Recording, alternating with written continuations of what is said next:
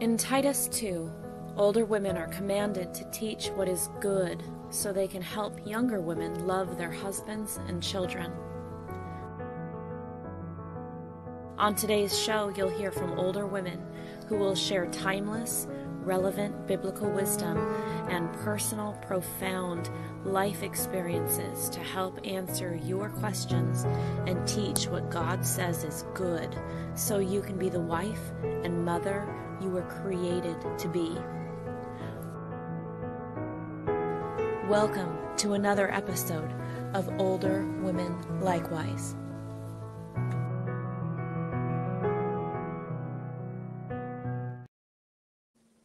Good evening. We want to welcome you to another episode of Older Women Likewise. And we're so glad to have Dana returning with us and Julie, whom you'll remember from, what was it? Has it been 2 weeks, Julie, when we did the lesson? It was yes, on raising a child that was on the autism spectrum. And so we're looking forward to the follow-up lesson in a couple of more weeks on that.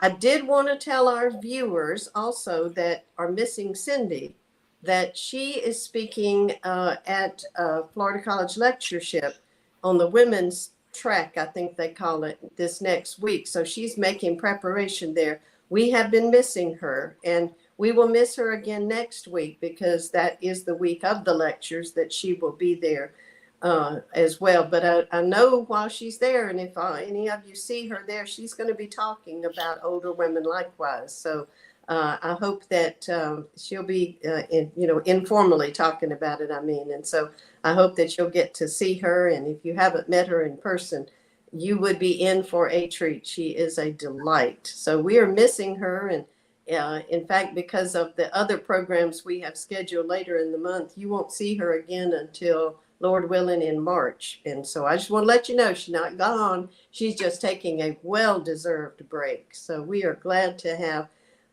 Dana and Julie with us tonight. And our subject tonight is the joy of trusting God. This has been on my heart this week, and thinking about what we want to talk about tonight, and how it is so important for all of us to trust God, not just to know about God, but to know Him, to be able to trust Him as well. And Julie, I wonder if you might start us out. Why do you trust in God? What is it that prompts you to trust God? Because I know He'll do the right thing every time. So if we look at Deuteronomy 33, verse 4, it says, He is the rock. He's perfect, for all His ways are justice. A God of truth and without injustice. Righteous and upright is He. Mm-hmm. He's the very definition. So how can I not trust in someone that's unchangeable and will always do what's right for me? Absolutely right. And in a couple of my classes recently, we've been talking about fulfilled prophecy. We've been looking at messianic prophecies. We did a series on that. And, God said this would happen. Here's what happened. God said this would happen. Here's what happened.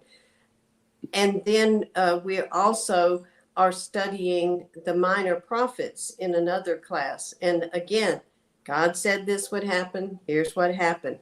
How can I fail to trust a God who knows what's going to happen years and years before it does and foretells it, and then it really does happen? Wow. I mean, the power of that is immense. So, of course, that's someone I want to trust. And I'm sorry, Julie? I was going to say that gives us peace of mind. Another verse I thought of, Isaiah 26, 3-4. It says, you keep him in perfect peace whose mind is stayed on you because he trusts in you. Trust in the Lord forever, for the Lord God is an everlasting rock. So there we're told again that He's a rock. He's unchanging. Mm-hmm. Yeah. Absolutely. Dana? Well, I was thinking about when I looked at this question about how He has, and I guess it kind of goes along with what you both have said. He's always taken care of me. Mm-hmm. And through my good times and my bad times, through my righteous times and my not so righteous times. He's always taking care of me. So why is he going to stop now? And I think we kind of talked about this a couple of weeks ago in one of our classes, but I think that goes along with what you're saying. How can we not trust him when we have prophecies, when he's always going to do what's best, what's right?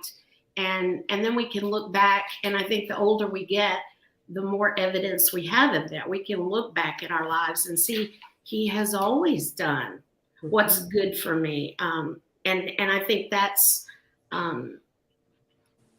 where I can rest, and that's my anchor.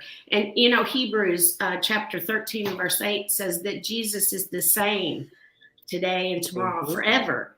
So I mean, I can trust that. I can depend. That's what the prophecy shows us, and he's always righteous. Absolutely. And there are times in our lives when we really, we always need to trust God. Always, every day. But there are some times that are so trying and so difficult that we really need to trust in God. I know when on occasions when loved ones have fallen away from the Lord, have gotten out of service to the Lord, and I've tried to talk to them and nothing seems to work, and I have to trust that God is doing what's best for me, what's best for them, that he is allowing them, he's the opportunity to come back to him, that he wants them to. And sometimes it makes it, I just want to say, God, just, hit them, make them do. But I have to trust. And that's been a hard time for me, trusting God in a situation like that. But I it's not because I can't do anything, but it's because I don't need to. I need to trust God, and I have to keep telling myself that. Yeah. Well, I think sometimes we can't do anything, and not necessarily in that circumstance, but a number of years ago when we were working down in the islands, and we had a hurricane that destroyed our home, and we lost everything. And lived in our tool shed after we got the roof back on it for months and months and months, and had nothing. And at that time, you couldn't get insurance on a wood house, which is what we had. So we had no insurance. We woke up one morning, and we didn't wake up that morning. We had suffered through it all night. But what can you do but trusting God at that point? And I will say that is one time that I had to have a long conversation with God all night long, and had to work through a lot of things. But then you're left, you have no other, I had no other place to turn. And how amazingly God worked that out. And it was a great testimony for us. 9 years later, we lost a home and everything in it to a fire. And when that happened, it was like I could say, you know what? It's okay, because God's going to take care of it, because he has before. And we had insurance that time. It was we were out of the house for 6 months and all of that, but God provided. And when we have those things happen in our lives, sometimes we can't do anything about it, and except to trust God. And that is a huge faith builder. At least it has been for me. Right. And I think something that kind of goes with what you're saying, you already had that trust instilled before that event happened. And I think that's why we have classes like what we're doing right now. We want to learn that trust and solidify that trust now, so that when something happens, it's already there for us to lean on. Job, when he said, the Lord gives, the Lord takes away, blessed be the name of the Lord. And I think your point, that he already had that trust, and none of us have suffered what Job suffered, and last year, one quarter, we studied the book of Job, and the young man who was leading the class made the point that not only have none of us gone through the unbelievable tragedy upon tragedy upon tragedy that he went through in one day, but none of us have also been called that there was none righteous like Job. None of us are that righteous. And yet God still took care of me. And I wasn't as righteous as Job. Right. But the reason Job could say that in the tragedy that he was in is because, like you said, he already had his faith grounded in God and how important that is. And, another time that I think of when I needed to trust in God was at a time of unemployment between jobs. I left, one job played out, and I was looking for the next job, and I was unemployed, and it was very stressful. It wasn't as though there was nothing I could do, but it was a time that all the things that I could do had to, I did my part. I always think of Lazarus. Right. Jesus said, go, unwrap him. You do your part, roll away the stone. I'll do my part. But I was doing my part, but I wasn't, and like you say about the house, it wasn't that I wasn't worried, that I wasn't concerned, but I wasn't going to let that overwhelm me or let me get in a sense of, well, what's wrong with God? Why isn't he doing anything? I need a job today, that sort of thing. But it is a time, like Julie said, you have to have built up your trust in God so that you're ready for times like that. When they come is not the time to begin saying, well, how do I trust in God? You need to know that now. That's a thing for us. We have a comment from Judy Dolan who says that it's hard trusting God when bad things happen to you. Yeah. And it is. We all find that to be true. But and I think that the point you made a minute ago about it's not that we're not anxious and we're not concerned about our situations, but the challenge is not to get into such a despair that we can't function. And it is easy to allow yourself to do that. And I think, as I said, the biggest relief for me, the biggest hope for me is to always look back and reflect on all the things that he's done for me, little and big, over my life. And that is a tremendous support. And why is he going to quit now? He never has. Right. Why would he stop now?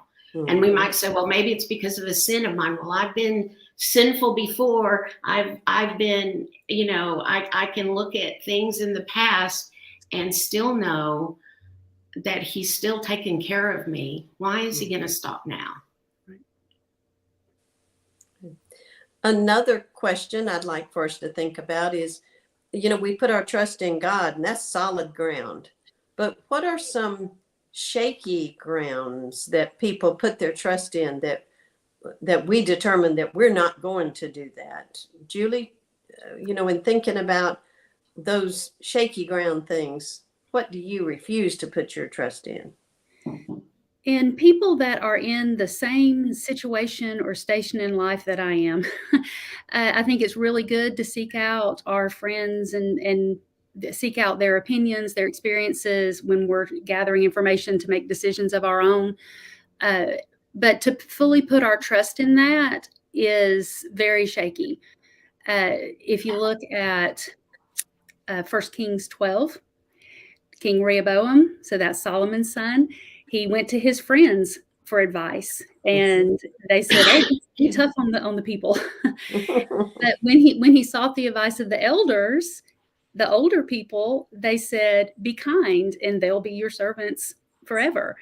Well, he took his friends' advice and instead of the people that were seasoned and had the experience and the knowledge. So if I'm trying to learn trust and I'm trying to be the best Christian I can, it's good to take in information from lots of sources, but I'm not going to trust the people that have the same level of knowledge that I do. I'm going to seek out the knowledge in the Bible. I'm going to seek out the knowledge of more knowledgeable Christians than me. Very good. Very good. I thought about, of course, as I told the ladies before we started, I have to tell one of my daddy's funny stories. The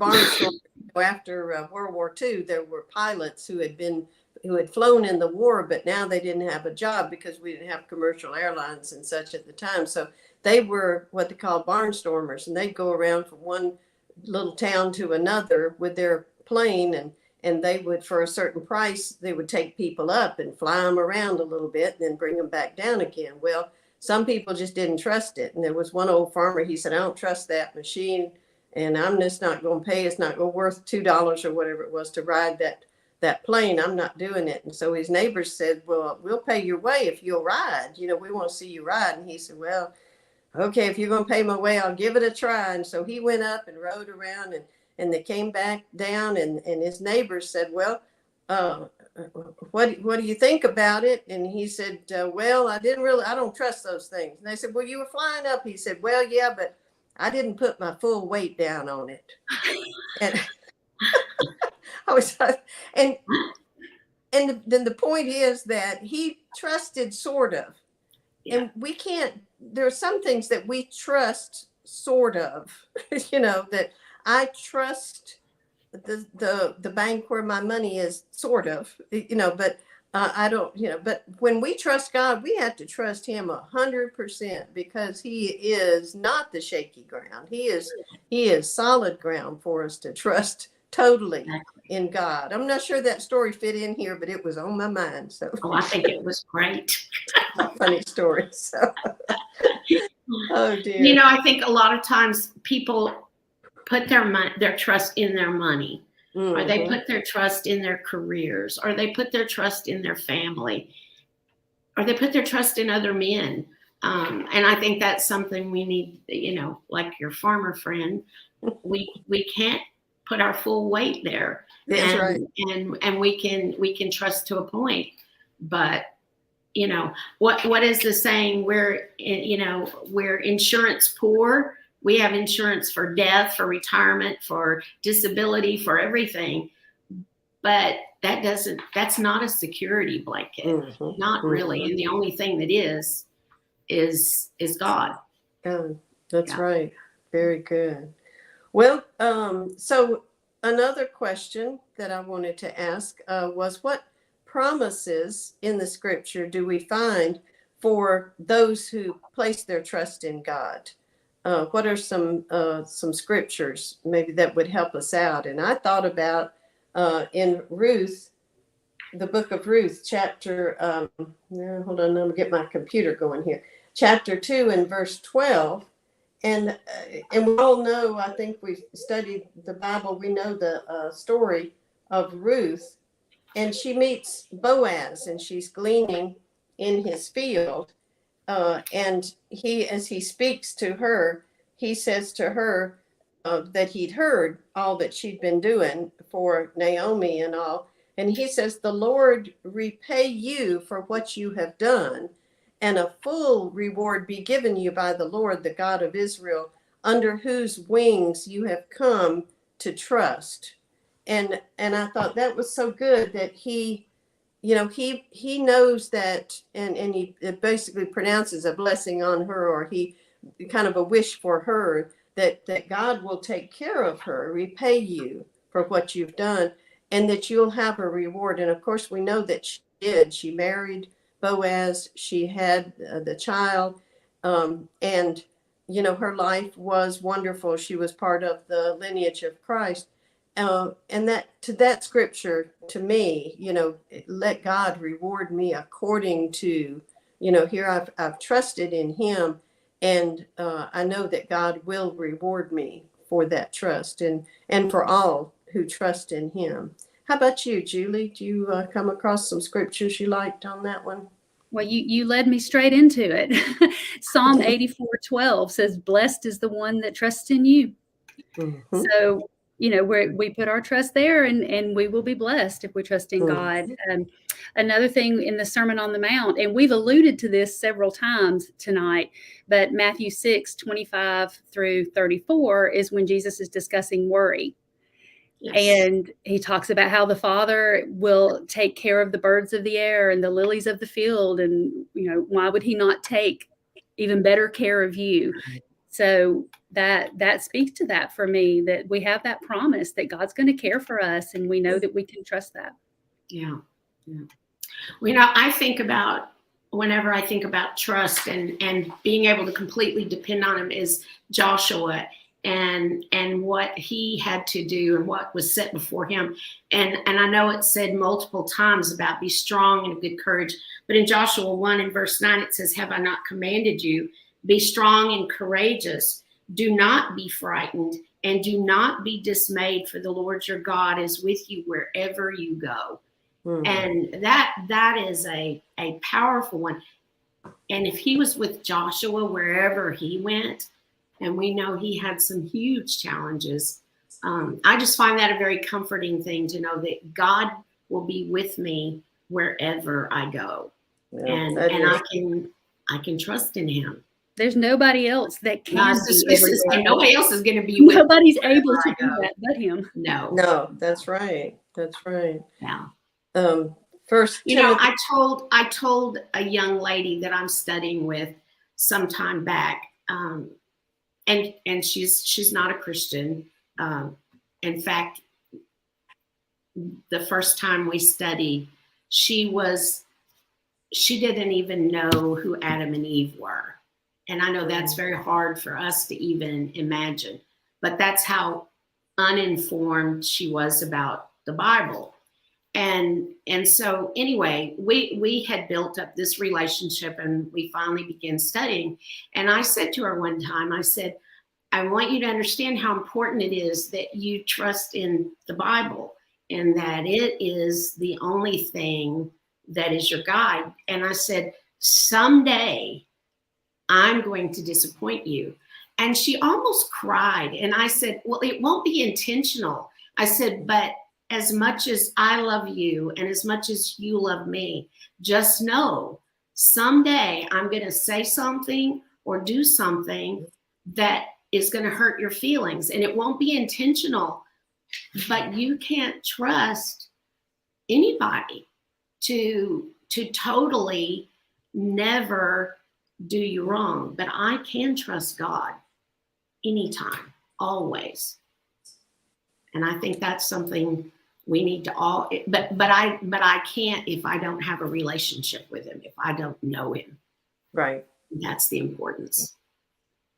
And if he doesn't know us, exactly, that we need to know God, but we also need to know that he knows us, that we're known of him. And it's a two-way relationship. Absolutely. Walk in the light as he is in the light, like First John tells us. Another passage I thought of was in First Timothy 6, that it tells Timothy to charge the ones who are rich in this world that they're not high-minded, haughty, or set their hopes on the uncertainty of riches, or trust in riches, in other words, but in God who gives us richly all things to enjoy. Just like you said, God gives us all the things that we need, and we can certainly trust in him to do that. So how can we help others to trust in God? What can we, trust, I won't say trust has to be earned. I don't mean that. I mean in an earthly sense, yes. But others, we trust in God, and all of us have expressed that. Each of us have expressed that. How can we help other women to also trust in God like we do? I think what we're doing right now, and I'm going to use a term that we sometimes shy away from, but I think it's a very viable term, and that is we need to witness to other people how God has worked and lived in my life. and make it very concrete. He's done this for me, he's done that for me, he's done this for me, and this is why I believe him and trust him. You know, there is good, solid evidence for believing in God. Help them to see that. And I don't know a better way than to show them how he's worked in my life, and he will work in yours. I think we can show most people how he's worked in their life, even though they haven't realized it. And I think that is one way. I could say some others, but you probably are going to say them, so I won't. Well, you've already said mine, Dana. I'm sorry. I did have a very similar thought. So in Psalm 30, the whole chapter is just being thankful that God answered prayers and expressing that. Right. That thankfulness and saying out loud what God did. Through that entire chapter, God, you did this, you took care of this. And it's saying it out loud. So that's basically what I had to say too, was letting other people know. I think sometimes we're afraid to do that because we don't want to come off the wrong way. Yeah. But there's no wrong way to come off when you're telling people how wonderful God is. That's right. Right. That's right. Absolutely. Yeah. Another thing for me is to show the joy of having trust in God. Too often, I think it is portrayed as, oh, you're a Christian. You got to do this. You got to do that. You got to, and you can't do this and you can't do that. And it's all seen as a negative. And we can play into that sometimes. Oh, I can't do that. I have to go to church, you know, instead of showing the joy that comes with having that solid rock underneath us, to know that we, you know, it's all handled. We don't have to worry about things. Another one of my daddy's funny stories, he'd come through and turn off the TV when we were watching Westerns and just messing with us most of bedtime, and he'd turn on the TV. No, we'd all scream. And he'd laugh and he'd turn it back on. And he said, y'all don't need to worry about it. He said, it's all in the script. The good guys are going to win. And, you know, at the time, that's true, you know, always. But later on in life, it was like, you know, we don't have to worry. It's all in the script. God's taking care of us. The good guys are going to win. We can have faith and confidence and trust in God, and we can have that joy of it. Right. We were another Bible class, we were talking about happiness as opposed to joy. You know, we're happy depending on our circumstances, but we have joy comes in our heart because of who we are and what we know. There was no happiness for you in losing your house, Dana, but there was joy in knowing that the Lord God is going to take care of it. And it's one of those foundations to build on. Yes.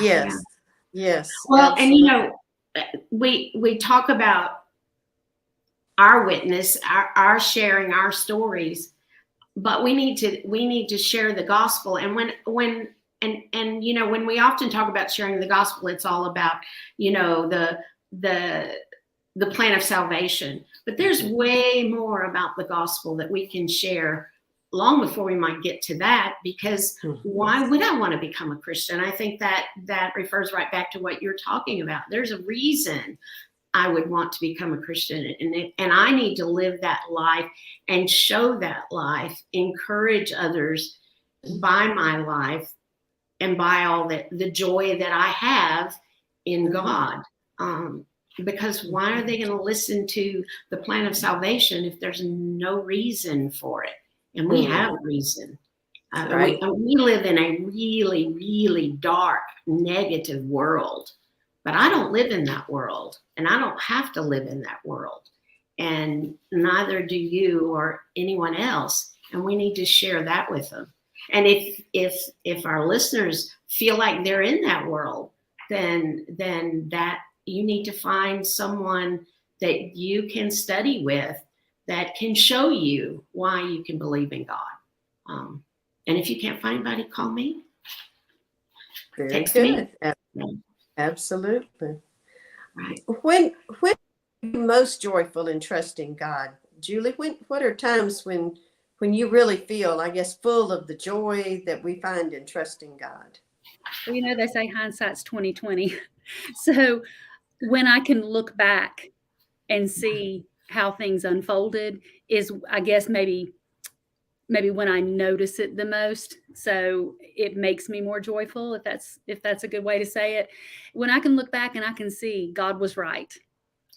He made the right decision. He did the right thing. He may not lay out the exact path that I prayed for or that I was hoping for, but the path he laid out was what was good for me.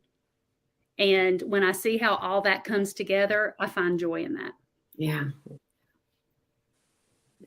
We I think for myself, and this might be almost sound odd, but I think when I find the most joy in being able to trust God is when I'm the most worried about something.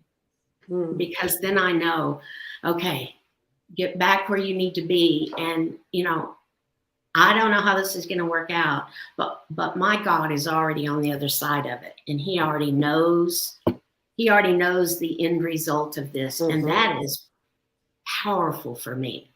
Very encouraging for me. It gives you peace. Yeah. And there is that joy in that peace. We have a comment from a viewer, Tamara Houchin Forsyth, who says, I love the distinction between happiness and joy. I tell you, just that definition has helped me so much. Yeah. Showing that distinction in our life is foreign to many in the world. It is an opportunity to an open door.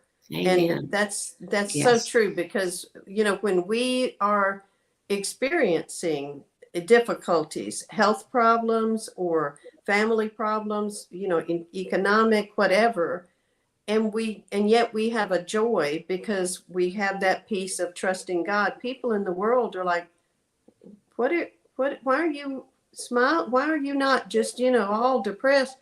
And that is an opportunity for us to teach and to say, you know, we have that trust. We have God that we can trust. He's going to take care of us. It also works sort of the same way with forgiveness. Some people have a hard time forgiving others, but we know that we have trust in God and we can let things go because he's got it. We can forgive something someone else has done, or, you know, some of the tragedies we see around us. It's a similar thought. Yeah, absolutely. That's very good. It's joyful to me trusting God when I'm singing. I don't know whether, regardless of what I'm singing, I know I'm singing praise to God, and that I just have such a joy of the trust in God that he's got it, and I don't have to worry. And, you know, it's all in the script, and the good guys are going to win. So I'm going to be fine no matter what happens. And it just seems like singing about God brings that out in me and just brings out that joy for me. And I think it does for a number of people, because we all do seem to enjoy singing. And I found out today that Julie's a music teacher, so she could tell us about how singing relaxes the people, and, you know, kids especially, and really, I think really helps us to feel the joy of the Lord. Yeah. Well, you know, the Psalms is one of the books that we so often go to, and, you know, that was basically a hymn book for the Jews, and I think should be for us today. We may not have. Well, isn't there someone who just recently put all the Psalms to music? And I think that's a powerful thing, and that was the purpose of those. And we can find great joy in the singing, in praising God.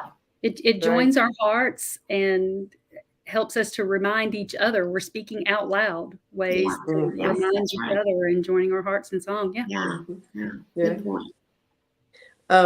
Another question I had was, what can we do to maximize the joy of trusting God? And one of my answers was to read the Psalms and the other books of poetry, especially Psalms and Proverbs, really tell us a lot about trusting God. And so, you know, that just fits right in with what you said about singing. Matthew Basford, Lauren Basford. Yes, that's who it is. Yes. Is her husband, and she's been on our program before and will be again. And he took every psalm and put it to a musical song that many of us already know. One more question. What blessings have you received from trusting God? And I think we've pretty much answered that. And just, are there any closing comments, maybe something that you haven't brought out before that you wanted to? Other than as Julie referred to, is that peace that we get in just the peace, just the calm. I can be calm. I could go to bed and close my eyes and go to sleep and not worry about everything and how it's going to turn out. And that's that joy opposed to happiness. Right. We don't have to find that inside ourselves. We can find that in him. So the only the verse that I had in mind, Proverbs 3:5-6, trust in the Lord with all your heart. Do not lean on your own understanding. In all your ways, acknowledge him, and he will make straight your paths. Yeah. He will make that path for you. Mm-hmm. Absolutely. Yep. Thank you both so much. I don't much. have to do it. Okay. Yes, exactly. We don't have to do that. Lord's going to do that for us. Right. Thank you both so much for being with us this evening as we talked about the joy of trusting God. Next week, Julie and I are going to talk about, the joy of trusting the family of God. And we want to, that's also, God is in heaven. His family is here on earth. But we're all walking in the light together, and we have commune with him and so forth. We want to talk about that practical aspect of, okay, now how do we trust and build trust with and between members of the family of God? So I'm looking forward to that. And as I've said at the beginning, we won't see Cindy, Lord willing, until next month, but she's not left us. She's just getting a rest. So, but in the meantime, I hope you'll watch us again next week, 8:00 on Thursday, or listen to us on a podcast. Watch us later on Facebook or YouTube. The lessons are valuable no matter when that you enjoy them. In the meantime, please be sure to watch Answering Religious Error on Tuesdays at 8 p.m. Eastern for many good Bible lessons and instruction. And of course, on Wednesdays at noon, watch a Bible Q&A, answers to Bible questions, and you can send them to the same place that you send questions for us, at questions at Older Women Likewise, or questions at Answering Religious Error, and they will answer your questions. So also there's a great podcast to listen to every day called The Daily Answer. Mark Dunnigan does that one. So we hope that you will take advantage of those opportunities, besides others that I'm sure are near to you, to study God's word, to build your trust in God, so that as the difficult times come, that you'll be ready for them. And Dana, Julie, thank you so much for being with us tonight. We appreciate it. Thank you. And good night. Good night.